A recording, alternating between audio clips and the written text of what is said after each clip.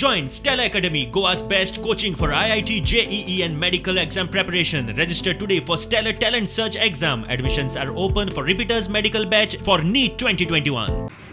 UAE has opened its airports for certain class of passengers, and that order has come on 5th of August. So one of the requirement was that the passengers who are going to the UAE, they should get rapid antigen test done 4 hours before. So today morning, the first flight carrying 30 passengers have left for UAE. So arrangements had been made at the airport in MLCP for carrying out the rapid antigen test of those passengers who wish to travel, and that has been done very successfully, and we are expecting that in coming times this number would further increase. Air Arabia is operating that flight basically, so they are bringing in passengers as a repatriation flight from Sharjah, and today morning they brought 163 passengers.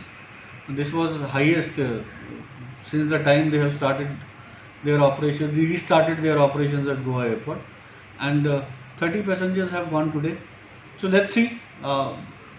As already known to everybody that Goa Airport has always been open even during the hardest of the times in this pandemic. So we are functioning to the best of our efforts and trying to provide whatever best. Aviation has suffered most, like the hospitality industries, and we have faced very major losses. Only some of the airports are limping back to the normalcy. And if you talk about Goa, we had around average 77 movements a day. Presently average is 30 only. The smaller airports probably have not been able to pick up as fast as we expected them to.